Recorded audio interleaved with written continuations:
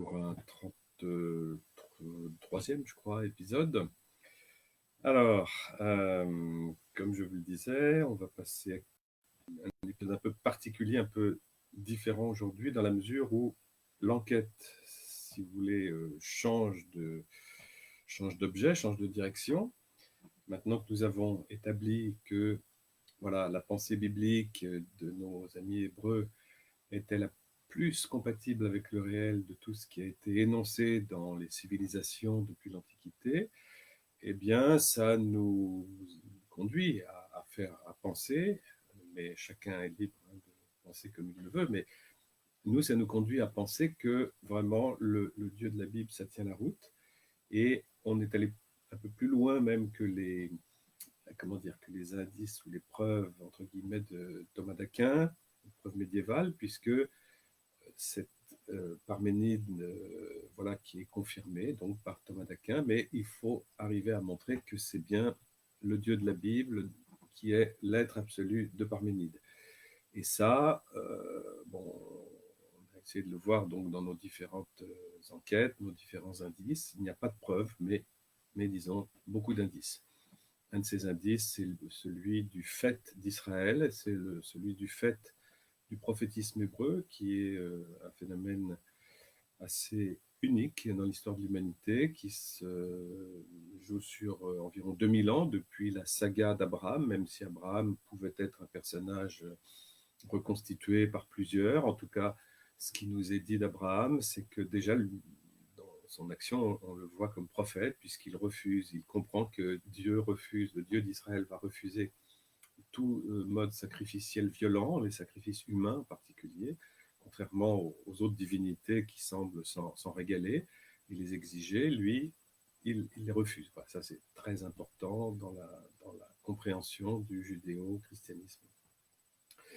Alors, donc, justement, ayant vu tout ça, nous pouvons nous poser légitimement des questions sur un certain nombre de choses autour de la pensée chrétienne, puisque la pensée chrétienne a vraisemblablement bien fait d'adopter la représentation du monde, les représentations du monde des Hébreux, puisqu'elles sont compatibles avec le réel. On a vu pour le soleil, on a vu pour d'autres choses comme la terre, l'univers qui n'est pas éternel. On a vu un peu dans la chronologie de la création, enfin bon, différents points. Je ne vais pas les reprendre ici. Mais il serait légitime de se poser la question maintenant, voilà, les chrétiens qui ont adopté cette manière de voir des Hébreux, qui ont adopté pour eux, pris pour eux, récupéré la Sainte Bibliothèque hébraïque, et qui adhèrent à cette vision du monde, eh bien, est-ce qu'ils n'ont pas, eux, ajouté ou retranché certaines choses? Et est-ce qu'il ne serait pas donc honnête, juste, de confronter au réel ces nouveautés que le christianisme a pu ajouter? Alors, nouveautés comme l'incarnation, la Trinité, les sacrements pour les églises catholiques ou orthodoxes, etc. Voilà, il y a un certain nombre de points qui seraient bons d'étudier en passant au même crible, exigeant le péché originel, la damnation éventuellement, enfin oui, toutes ces choses-là, l'éternité de l'âme, le royaume des cieux, la divinisation. Bon, alors, la réponse, vous la connaissez, on l'a déjà évoquée, c'est que la méthode scientifique, des indispensables qui s'appuient sur les sciences expérimentales, cette méthode n'est pas compétente dans les domaines métaphysiques. Hein, donc, la méthode, les sciences ne peuvent pas donner un avis favorable ou défavorable sur une théologie ou sur un raisonnement philosophique abstrait. Elles ne peuvent, ces sciences expérimentales, donner leur point de vue que lorsqu'il s'agit de représentation du monde. Bon. Alors, la question de la Trinité, la question de l'incarnation ne sont pas tellement vérifiables telles quelles, donc pas étudiables avec la même méthode. Néanmoins, si on réfléchit un peu, on s'aperçoit qu'on peut en tout cas faire effectuer un travail de la raison, l'intelligence qui consisterait à essayer de regarder chronologiquement le parcours de telle ou telle idée. Puisque l'idée que Jésus, eh bien, c'est Dieu fait homme, comme on le dit souvent, comme on le dit toujours, eh bien, est-ce que cette idée est déjà présente dans la Bible des Hébreux? Bon. Est-ce qu'elle est présente dans le Nouveau Testament chrétien? Bon, il faut voir. Et à partir de quand la voit-on très clairement? Eh bien, dans les siècles qui suivent. Et on la voit à travers les conciles. Voilà, puisque cette idée, comme celle de la Trinité, comme d'autres, ont fait l'objet de pas mal de conflits. Et donc eh bien, ces conflits, il a fallu les résoudre en rassemblant ceux qui étaient capables de donner un point de vue audible, à savoir les pères de l'Église, qu'on appelle, que sont les évêques d'Orient, d'Occident. Et ces pères, lorsqu'ils se réunissent en concile ou un autre mot, enfin ça viendra, peu importe, en concile ou en concile œcuménique, s'ils sont vraiment très nombreux, s'ils représentent l'œcuméné, l'universalité. Et ces conciles vont donner des réponses. Et ces réponses, beaucoup de personnes s'imaginent que ce sont des réponses voilà, qui tombent un peu du ciel, qui sont le résultat de la prière, mais pas forcément d'une réflexion intelligente. Voilà, on retrouve encore foi et raison là dans ce domaine-là.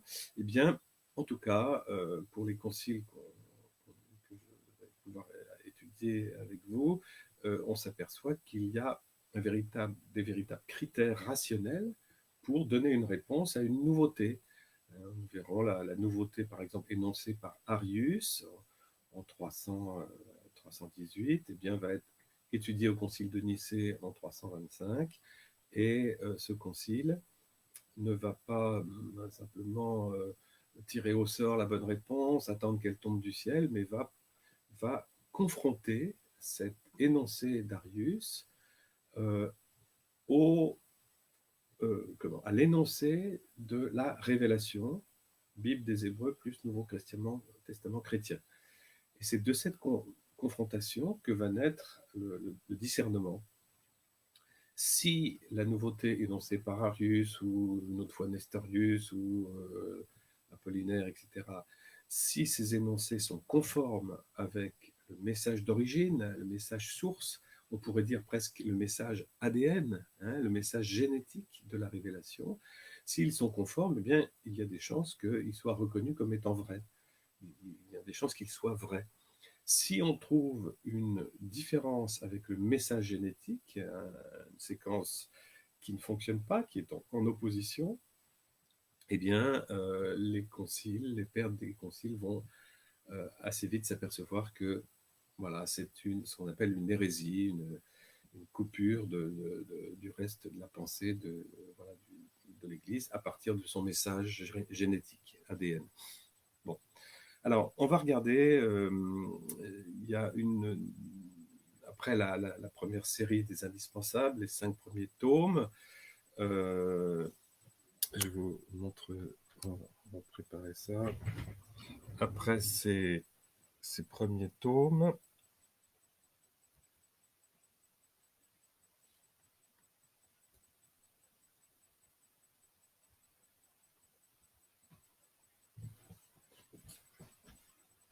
alors,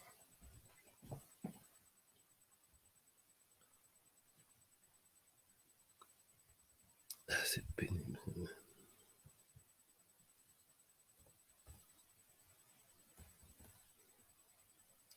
Voilà, on retrouve les 5 premiers tomes, mais le 6 et le 7 qui poursuivent l'enquête, et nous arrivons à la suite. Voilà, la saison 3. La saison 3 qui va comprendre 4 albums. Voilà. On pourrait dire que c'est cette saison 3, c'est la saison sur le grand thème de la question interdite. Alors, cette question interdite qui concerne... Ah oui, pardon, j'ai fait une erreur.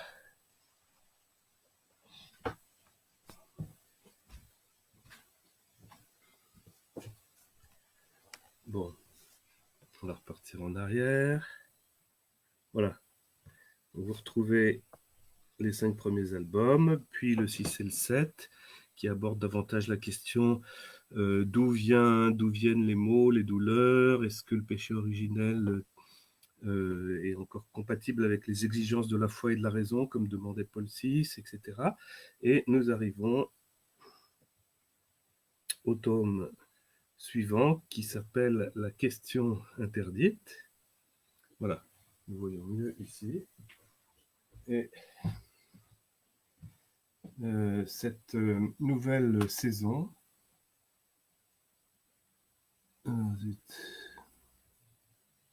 va comporter en tout 4 tomes. Et c'est un travail, une plongée dans la progression de la pensée de l'Église à travers les conciles. Nous aurons ensuite le tome 9 qui arrive, qui continue, qui s'appelle Les faussaires du Logos, parce que là aussi, on va pouvoir creuser et s'apercevoir qu'il y a eu des faussaires dans ce parcours de la pensée chrétienne, beaucoup de complications. L'album suivant, toujours de la saison 3, s'appelle La réponse murmurée. Cette réponse à la question interdite qui a subi beaucoup de difficultés, beaucoup de violence, d'où ce mur.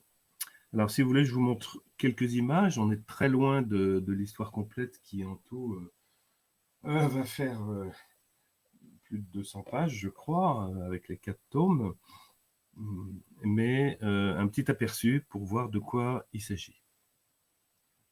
Voilà, donc nous retrouvons nos amis Thomas et Marine qui se racontent le résultat de leur recherche tout en marchant pieds nus vers le Mont Saint-Michel. Ils sont surpris par un violent orage, c'est un petit peu dangereux, ils viennent passer près de l'îlot de Tomblaine, le rocher de Tomblaine, donc ils vont y retourner, voilà, en se dépêchant pour éviter les éclairs, et heureusement ils étaient tout près. Arrivé à Tomblaine, il y a une surprise, notre ami Tom, qui a constaté une chute de Marine, s'aperçoit, découvre une crypte dont il ignorait l'existence, et une crypte troglodyte. Et dans cette crypte, eh bien, sur un des murs, un visage apparemment du Christ, un demi-visage qui est gigantesque et qui est peint là, apparemment depuis des siècles. Puis alors, ils ne sont pas au bout de leur surprise parce que ils entendent une voix et c'est cet homme qui les accueille de façon bienveillante. Vous êtes trempés, venez, vous ne pouvez pas rester comme ça. Cet homme leur apprend qu'il est un frère franciscain qui vit là en ermite et qui justement s'occupe de nettoyer cette fresque, et pas seulement de nettoyer la fresque pour retrouver le vrai visage d'origine, mais en même temps qu'il poursuit des recherches en théologie pour essayer de retrouver, voilà, le vrai visage du Christ à travers les conciles. Donc, comme eux-mêmes avaient des questions dans ce domaine, eh bien, il va pouvoir les aider, apporter des éclairages fort précieux. Alors, bien sûr, c'est un hommage de ma part à un certain frère Déodate, comme notre personnage ici, frère Déodate de Basly, qui a été père franciscain, qui est mort dans les années 1936, donc qui a connu le passage du 18e au 19e, qui était supérieur de son couvent du Havre et qui a redécouvert un auteur très important pour la pensée chrétienne, qui est un franciscain qui s'appelait John Duns Scott, à ne pas confondre avec Jean Scott Erigène, qui est quelqu'un d'autre, mais John Duns Scott, qui est un père venu d'Écosse, vraisemblablement, et qui est mort en 1308, donc qui arrive un peu après saint Thomas d'Aquin, et qui lui va effectivement avoir un apport considérable dans le domaine de la philosophie et également de la théologie. et le père Déodate de Basly, qui ne ressemble pas du tout à celui-ci. C'est un petit bonhomme imberbe, mais là, enfin, pas imberbe, mais sans barbe.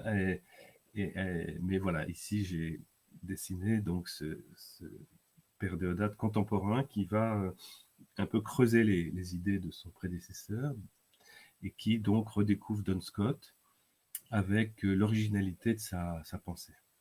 Alors, nous allons continuer. Alors évidemment, on pourrait penser que au départ, je me suis dit faire un travail sur les conciles, ça va pas être très fun pour des lecteurs, mais il m'a semblé qu'il y avait des pistes assez étonnantes, assez romans policiers, vous allez voir tout à l'heure. Alors, donc, c'est lui qui raconte à nos amis comment il a découvert cette fresque et qu'il a passé un temps à la désensabler. Voilà, un peu comme il essayait de désensabler la pensée de Duns Scotus à l'image du père Déodate de Basly, tandis qu'il y avait un renouveau thomiste de la fin du 18e, fin 19e, début 20e, avec des quantités de pères dominicains essayaient de retraduire en français tous les travaux du grand saint Thomas d'Aquin. Et bien lui, tout seul, a fait le même travail sur les travaux de Duns Scotus pour le faire connaître. Et Duns Scotus, qui était complètement oublié pendant des siècles, le pape Jean-Paul II, je crois que c'est en 1993, l'a proclamé bienheureux, donc une façon de le sortir des oubliettes. Et c'est sans aucun doute grâce aux travaux du frère Déodate, qui parlait avec le pape de son époque, bien avant Jean-Paul II, puisque avant 1937. Voilà. Alors, on découvre que le pape Damas a traduit la formule de Jean dans son prologue en restant fidèle au langage du Nouveau Testament. Dieu tout entier a assumé l'homme tout entier. Alors, c'est une phrase importante qui vient un peu traduire, interpréter de façon nouvelle le fameux « et le Verbe s'est fait chair ». Le pape Damas, pour répondre déjà à des formes d'hérésie, des formes de gnose, a déclaré et écrit « Dieu tout entier, Dieu perfectum, a assumé l'homme tout entier en Jésus-Christ ». Vous voyez que là, ça apporte un développement, un complément à ce qui a été traduit, et le Verbe s'est fait chair dans l'évangile de Jean, qui n'est pas forcément la tout à fait bonne traduction, enfin c'est ce que nous verrons. Alors, nous écoutons un peu le père Déodate, comme nous l'avons vu dans la traduction grecque de la Bible, qu'on appelle la traduction des Septante, on trouve très souvent ce mot « logos ». Il est employé chaque fois que Dieu parle. Et le mot « logos » traduit l'hébreu « davar ». Davar est un mot construit à partir du verbe « davar », parler. Le mot « davar » signifie donc l'acte de parler, qui semble être d'ailleurs une meilleure traduction que traduire par parole. Voilà. À présent, revenons à l'évangile de Jean. Rappel, actuellement, les plus anciens manuscrits retrouvés de cet évangile de Jean et des autres ne sont pas en hébreu, comme la Bible, mais en grec. Dans la Bible en grec, chaque fois qu'on trouve le mot logos en grec, eh bien, à l'origine, nous voyons bien qu'il y a le mot davar en hébreu dans la Bible hébraïque. Donc, le mot logos en grec n'est pas du tout dans le sens employé par Platon et ses amis dans la Bible, dans l'évangile de Jean, dans son prologue. C'est tout simplement la traduction de Dieu qui parle. Et Jean avait évidemment, comme tout le monde, bien compris que c'est par le fait de parler que Dieu construit le monde, on pourrait dire. C'est par son information créatrice que Dieu crée le monde. Et ça n'a pas de rapport avec le logos grec. Voilà, ça c'est le logos grec n'est qu'une traduction. Voilà. L'auteur de cet évangile est un familier de la Bible en hébreu, où il écrit que Dieu parle. La création est l'œuvre de Dieu, qui crée par sa parole davar. Au commencement, il créa Dieu les cieux et la terre. Et il dit, soit lumière, et il dit, Dieu, soit une étendue solide. Ça c'est Genèse 1.1. Dans toute la tradition biblique, le Dieu unique crée l'univers par sa parole, par son acte de parler. Voilà. La parole de Dieu, elle est créatrice. C'est pourquoi Jean peut écrire dans son évangile de façon naturelle. Au commencement était la parole de Dieu, logos, ou l'acte de parler de Dieu, le parler de Dieu, c'est-à-dire Dieu qui parle, c'est pas un deuxième Dieu. Alors, qu'est-ce qui passe? Alors, je saute plein de pages, bien sûr. On va passer à une première, c'est pas la première, mais une hérésie importante, Arius, et le fameux concile de Nicée 325. Alors, qu'est-ce qu'il disait, Arius? Eh bien, c'était un prêtre à Alexandrie, son évêque s'appelait Alexandre, et vers l'an 318, Arius déclare, selon son évêque Alexandre, dont nous avons les textes, il déclare ceci. Dieu ne fut pas toujours Père, mais il fut un temps où Dieu n'était pas Père. Le logos de Dieu n'a pas toujours existé. Et ça, c'est la grande déclaration d'Arius qui va le plomber, qui va le faire identifier comme non chrétien ou non juif. Alors, revenons. Le logos de Dieu n'a pas toujours existé, mais il est venu à l'être à partir de rien. Car le Dieu qui existe, le premier Dieu, on pourrait dire, a créé celui qui n'existait pas à partir de rien. Alors Arius, qui vivait entre 270 et 336, vous voyez qu'Arius est très précis dans ses affirmations. Il croit qu'il y a d'abord un premier Dieu qui devient Père avec l'apparition d'un deuxième Dieu qui est appelé Fils. Cela fait donc deux dieux. Alors, si cela fait deux dieux, il est clair que Arius vient de quitter le monothéisme. Il est clairement polythéiste. Il n'est plus dans la lignée biblique, mais il est dans d'autres systèmes religieux. Et c'est ce qu'ont repéré évidemment les pères du concile à Nicée, un des grands conciles œcuméniques, le premier. Ils ont repéré ça, ils ont repéré qu'on avait là affaire à une vision théologique platonicienne, avec l'un, le premier Dieu, et puis une dégradation vers le multiple, avec un deuxième Dieu que Platon appelle Logos, fils de Dieu, etc., et un troisième Dieu, l'âme du monde. Enfin, voilà, donc il a été identifié. Justement, c'est ce que dit Marine. On devine qu'Arius était néoplatonicien comme ses amis Origène et Eusèbe de Césarée. Bravo, vous avez tout compris. Alors là, on se retrouve de façon un peu humoristique, chez Origène, Eusèbe, qui voit Arius revenir du concile. Alors Arius, le concile, demande Origène, arrête tes gaffes, ils l'ont condamné. Ouais, ils ont dit que je croyais en deux dieux. Deux dieux? Bah oui, ils ont dit, si vous introduisez en Dieu un fils, le logos, alors vous introduisez automatiquement l'idée d'un père. Or, ils ont dit, un père plus un fils, ça fait deux personnages. Cela fait donc deux dieux. Voilà ce qu'ils ont dit, et c'est pour ça qu'ils m'ont refusé. Alors, Origène fait remarque, c'est pas faux, hein. On croit tous en deux dieux, puisqu'on est néo-platonicien, pas vrai, Eusèbe? Oui, bien sûr, mais on aurait pu supposer que cette fois, ils allaient accepter ça. Depuis le temps qu'on essaye d'introduire nos idées dans l'Église, voilà. Et Arius fait référence à toutes les gnoses platoniciennes qui ont essayé effectivement d'entrer dans la pensée de l'Église, un peu comme des virus, hein, c'est ce que disait saint Irénée de Lyon, qui a beaucoup lutté contre toutes ces idées-là qui ressemblent, mais qui ne sont pas cachères, qui ne sont pas fidèles au message de l'Écriture. Voilà. Alors, bon. Voilà le titre suivant. Alors, bien sûr, on parle de beaucoup d'autres choses hein, dans le 8, mais nous avons les faussaires du Logos. C'est le titre suivant, toujours. Voilà, un aperçu. C'est ici, dans ce tome, qu'on voit entrer en scène un certain Apollinaire. C'était un évêque, lui aussi. Il était né vers l'an 300-310, bon, il y a des hésitations. Il était évêque de Laodicée, en Syrie, et très grand artisan participant des décisions de Nicée 325.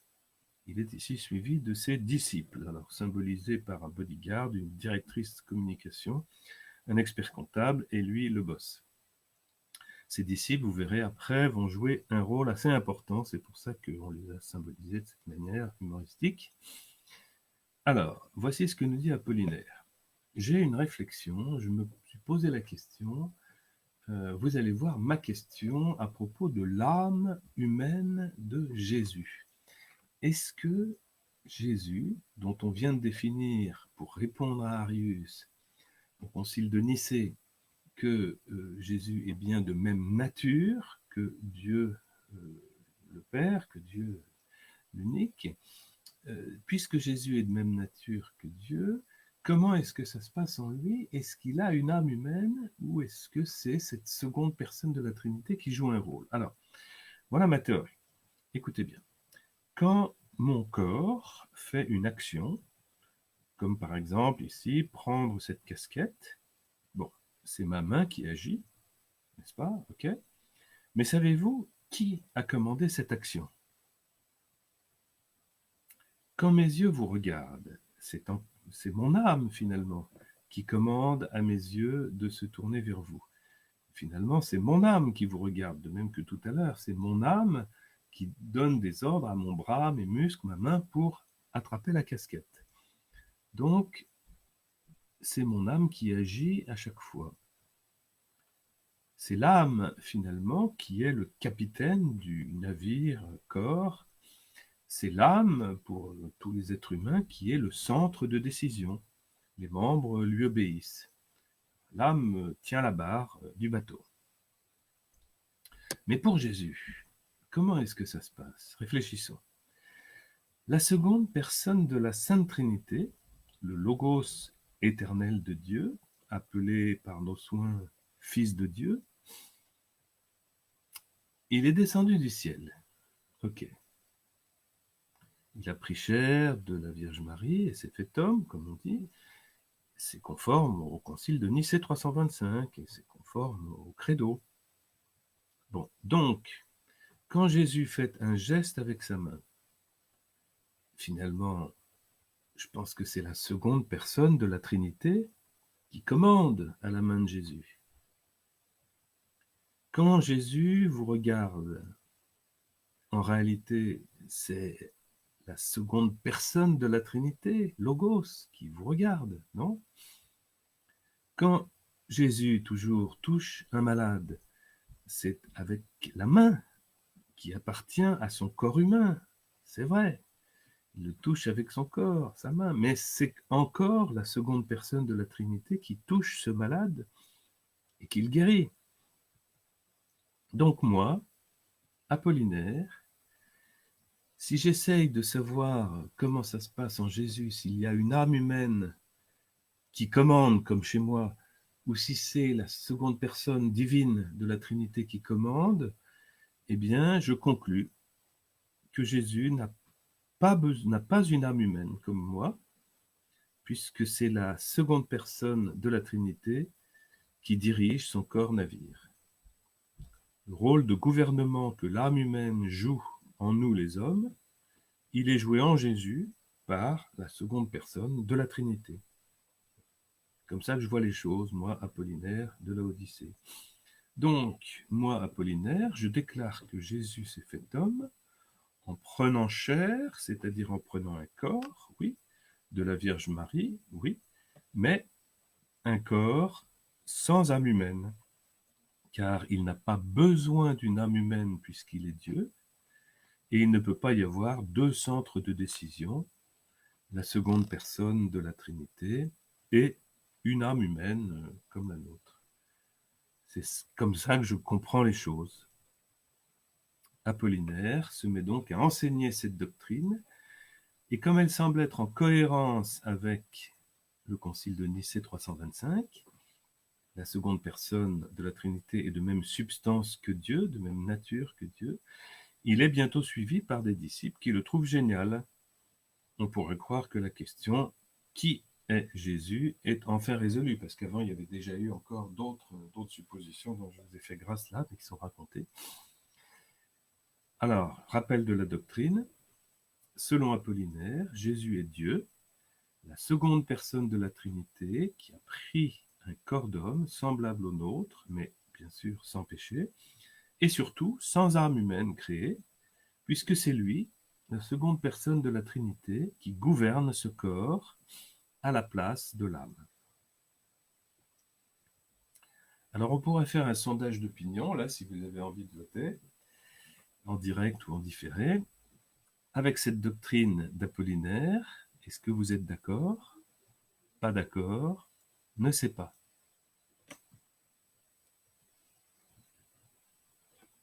Voilà. On va temps de réfléchir un petit peu.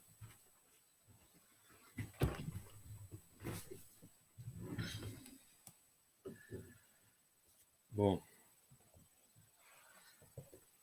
Notre ami, voilà, cette histoire d'Apollinaire est authentique. Alors, que vont répondre les conciles? Eh bien, les conciles ont été un petit peu préoccupés, un peu embêtés, parce qu'on découvre que Apollinaire était très apprécié comme évêque. Il a été un des artisans fidèles du concile de Nicée. Il était voilà, un des responsables de cette réponse qui était juste. Et voilà qu'il évoquait peut-être la première fois cette question: en Jésus, y a-t-il une âme humaine ou pas? Et, et lui, il répond non. Alors, les conciles se sont quand même réunis, et 5 conciles ont eu lieu autour des années 380, 78, 79, 80, 81, pour finir, je crois qu'il y en a un à Constantinople en 81, enfin bref, à Rome également. Tous les conciles sont d'accord, et on finit par lui dire assez vite: mon cher Apollinaire, désolé, il faudrait que tu retravailles la question, parce que ta réponse n'est pas juste, elle est hérétique, carrément. Alors, Apollinaire n'est pas du tout content. Pourquoi? Enfin, vous avez vu mon raisonnement, on ne va pas le refaire, etc., etc. Et on lui répond une chose très simple, on lui dit: écoute, selon le témoignage de la révélation du Nouveau Testament chrétien, eh bien, tous les témoins rapportent que pour eux, Jésus est vraiment un homme véritable, un homme tout à fait complet. Pas du tout une illusion d'homme ou une apparence d'homme comme dans certains systèmes. C'est un vrai homme complet, corps et âme, qui est là sur terre avec eux. Et donc, si tu enlèves l'âme de Jésus, ou si tu enlèves quoi que ce soit d'autre en Jésus, eh bien, ce n'est plus un homme complet. Et donc, ce n'est pas conforme avec le message de la révélation. Et donc, désolé, mais c'est toi qui sors de l'Église, tu n'es plus d'accord, tu n'es plus en communion avec l'Église qui considère que Jésus est un homme complet, avec un corps, une âme, on pourrait dire même un esprit aujourd'hui. Alors, Apollinaire essaye de modifier des trucs, mais toujours il est coincé, parce qu'il a donné un tel rôle à la seconde personne de la Trinité qu'il n'y a absolument plus de place pour une part humaine complète en Jésus. Voyez, et ça va être ça le problème des descendants, des successeurs d'Apollinaire. C'est révélateur, si vous voulez, d'une certaine façon de voir les choses, qui s'imagine qu'il est plus digne pour Jésus d'être plus Dieu que homme. Bon, aujourd'hui, bien sûr, on dit il est vrai Dieu et vrai homme. C'est voilà, et on fait bien de le dire, on s'appuie sur les conciles qui ont rappelé ça. Mais alors, ça ne va pas se passer sans mal, parce que à cause de cette question d'Apollinaire et à cause de cette première façon de voir l'humanité, comment dire, l'humanité gênée par la divinité. C'est-à-dire que comme si cette union entre le divin et l'humain, entre Dieu et l'homme, la nature divine, la nature humaine, il y avait des gens qui pensaient instantanément que une telle union ne peut pas être équitable, à égalité, et il y a forcément moins d'hommes que de Dieu dans cette union, réunion. Voilà, et ça va être tout le problème par la suite des successeurs, des disciples, on va dire, d'Apollinaire, de reconnaître les deux natures dans une véritable union équitable, on va dire. Alors, c'est une façon de parler équitable, hein, parce que ce n'est pas tout à fait le mot, mais on va voir comment ça s'est passé. Alors, pour commencer, Apollinaire s'est rebellé.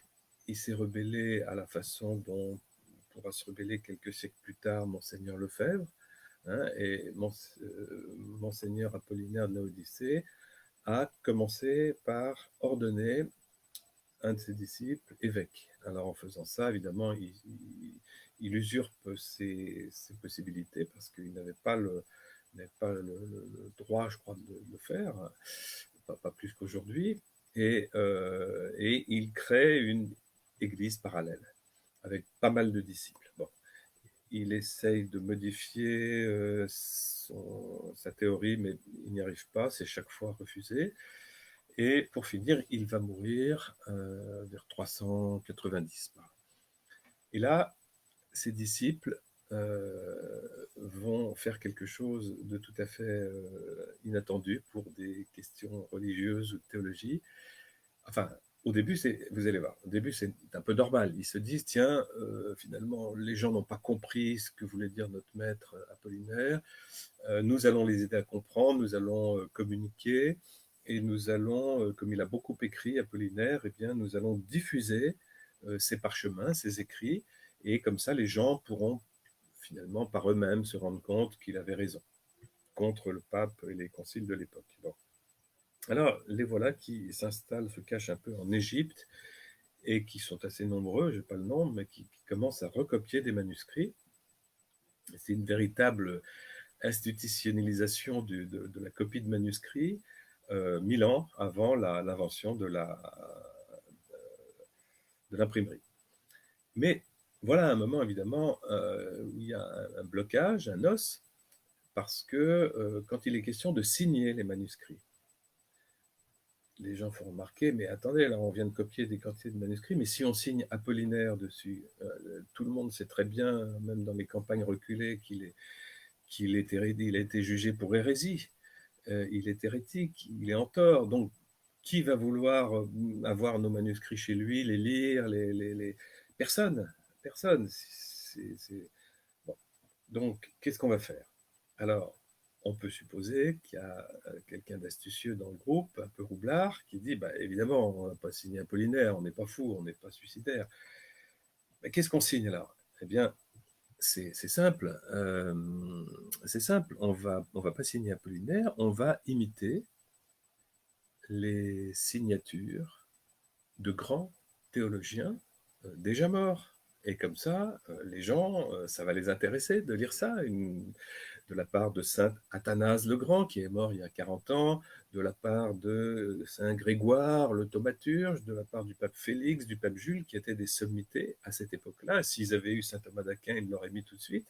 Augustin n'était pas encore mort. Bon, vous voyez, donc, ils ont vraiment fait un travail de faussaires, de faux monnayeurs, de passagers clandestins. Ils ont vraiment fabriqué des faux. Des faux. C'est quand même assez intéressant. Et ils ont diffusé ces faux dans tout l'Orient chrétien. C'est pas tellement, je crois, venu en Occident, c'est plutôt quelque chose qui a concerné l'Orient chrétien. Mais le problème, c'est que ces faux, eh bien, n'ont pas été identifiés comme des faux tout de suite, alors que les idées étaient clairement d'Apollinaire, étaient clairement en faveur de l'homme, pardon, de Dieu en Jésus pour un amoindrissement de l'homme, pas d'âme humaine, pas de réflexion humaine. C'est comme si Jésus avait tout simplement pris un scaphandre, mis un scaphandre, lui qui n'a pas un corps, c'est la seconde personne de la Trinité, appelée Fils, vient habiter sur Terre. Donc il prend chair, comme on dit, il prend un corps avec de la peau, des muscles, des nerfs, mais en réalité, dans la tête, à la direction, ce n'est pas un être humain, c'est la seconde personne de la Trinité. Voilà. Et c'est ça qui est répandu, bien sûr de façon un peu plus soft, mais dans ces manuscrits qui sont signés Apollinaire, pardon, pas du tout signés Apollinaire, mais signés Athanase le Grand, etc. Voilà. Alors, je vais peut-être m'arrêter là, et puis demain, ou dès qu'on reprend après le week-end, on verra la suite, parce que voilà, c'est une véritable aventure policière, cette histoire-là, parce que non seulement ces faux ont vraiment existé, hein, c'est dommage qu'ils ne soient pas connus du grand public, ils sont très connus des spécialistes, des historiens ou des théologiens, j'ai eu l'occasion de parler avec quelques-uns. Ils ont été démasqués plus tard, mais le boulot de SAP avait déjà été fait, et on va découvrir que ces manuscrits, ces faux, ont conduit à un des grands schismes de l'Église des premiers siècles, qui est le schisme monophysite. Monophysite, qui veut dire une seule nature. Puisqu'on a pensé, à cause de ces choses signées par saint Athanase, alors que justement saint Athanase le Grand avait lutté de son vivant contre les idées d'Apollinaire. Vous voyez, il se connaissait, il avait lutté contre, il les avait démasquées. Donc c'est vraiment un abus de pouvoir incroyable que d'avoir mis la signature d'Athanase. Et normalement, des gens assez cultivés pouvaient se rendre compte qu'il y a quelque chose qui n'allait pas.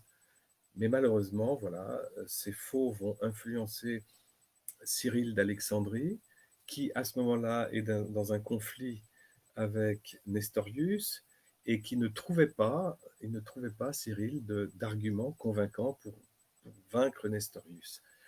Voilà, bon, mais voilà, on en parlera plus tard, juste pour dire que quand même, si j'ai appelé ça la question interdite, eh bien, vous allez voir, c'est parce que de fait, à cause de ces événements-là, à cause d'Apollinaire, à cause des faux apollinaristes, eh bien, ça va aller très loin, puisque ça va créer le schisme monophysite, ça va être responsable de ce schisme, et ça va être responsable, ces faux-là vont être responsables de certains choix théologiques d'un empereur, Constant, et que Constant numéro 2, Constant II, et que cet empereur va déclarer que telle question qui concerne Jésus, à propos justement de sa nature humaine, telle question va être interdite dans tout l'empire d'Orient.